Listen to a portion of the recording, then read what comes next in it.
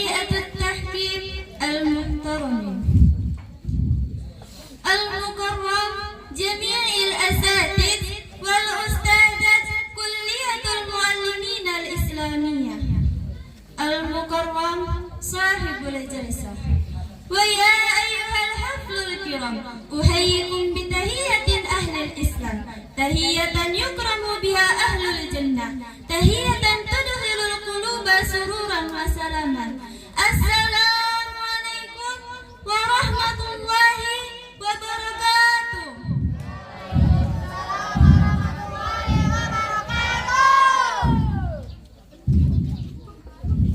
حمدا شكرا لله، نحمده ونستعينه ونستغفره، ونعوذ بالله من شرور أنفسنا ومن سيئات أعمالنا، من يهد الله فلا مضل له ومن يضلله فلا هادي له. أما بعد،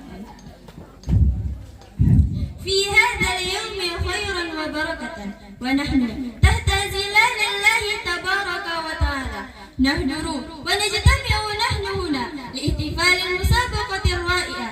هذه مرة في السنة نتسابق ونتبادر فيها بالخيرات. يقول ربنا وهو أصدق القائلين: أعوذ بالله من الشيطان الرجيم، بسم الله الرحمن الرحيم.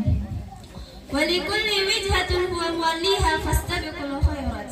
صدق الله العظيم. شكرا لكما يا صاحب الجلسة على حسن إعطاء الفرصة بأن أستجيب الدعوة في هذه المسابقة تحت العنوان تغيير إصلاح النفس.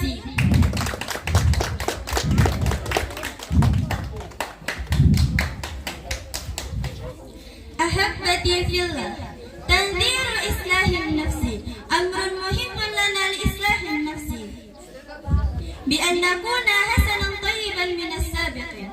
أمر أول لإصلاح نفسنا وهو القلب، وأمرنا إلى الناس دائما بعمل صالح، ولكن هل أصلحنا نفسنا وأحسننا إلى الناس؟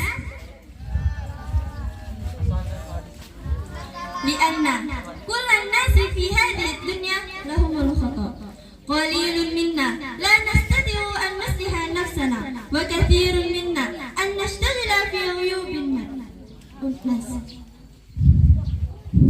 ولا نشعر أن نفسنا قد عملنا المعصية والخطأ في هذه الدنيا. وأحيانا نغفل في عبادتي لأن أمور الدنيا. ولقد قيل في كتاب الله العزيز: أعوذ بالله من الشيطان الرجيم، بسم الله الرحمن الرحيم. أتأمرون الناس بالبر وتنسون أنفسكم وأنتم تتلون الكتاب أفلا تعقلون. صدق الله العظيم. سورة البقرة الآية 44. يا أصحابتي الأعزة، يا أصحابتي، هل عرفتم ما هو ملك في النفس؟ الملك في النفس هو القلب. إذا صلح قلبنا فصلاحت معيشتنا. نلاطف نحن لأن القلب، نصابر نحن لأن القلب، وكل هذه لأن القلب سليم. أليس كذلك؟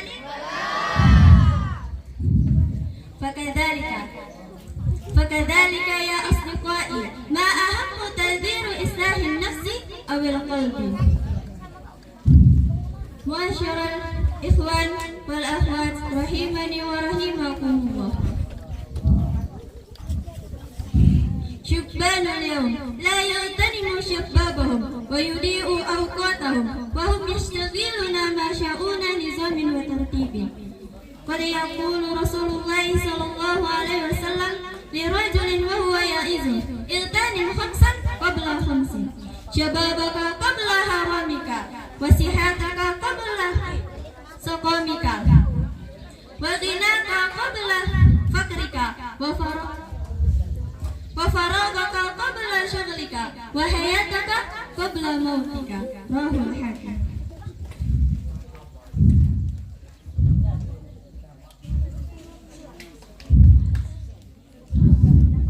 واعلموا طريقة إصلاح النفس هي المحاسبة. حاسبوا أنفسكم قبل أن تحاسبوا الناس، صابروا أنفسكم قبل أن تصابروا الناس. إن أنتم تريدون أن تفرحوا في الدنيا وتنجحوا في الآخرة اصلحوا أنفسكم. فكذلك هيا نصلح قلبنا ونفسنا لأن القلب سليم. معاشر الإخوان والأخوات رحمكم الله،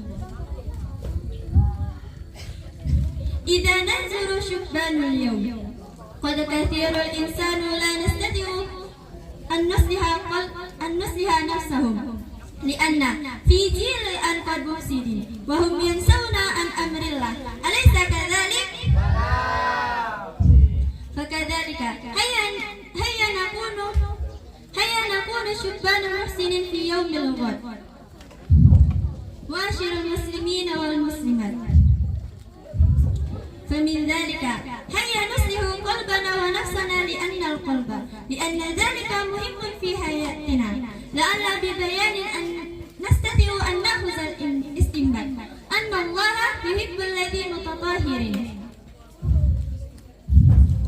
منذ بداية خطبة قصيرة اكتفيت هنا كلامي، جزيلا شكرا لاهتمامكم واستماعكم، وأرجو لكم أن تفهموا بما قلت لكم. أذكر ما قلتم لي، ننظر إلى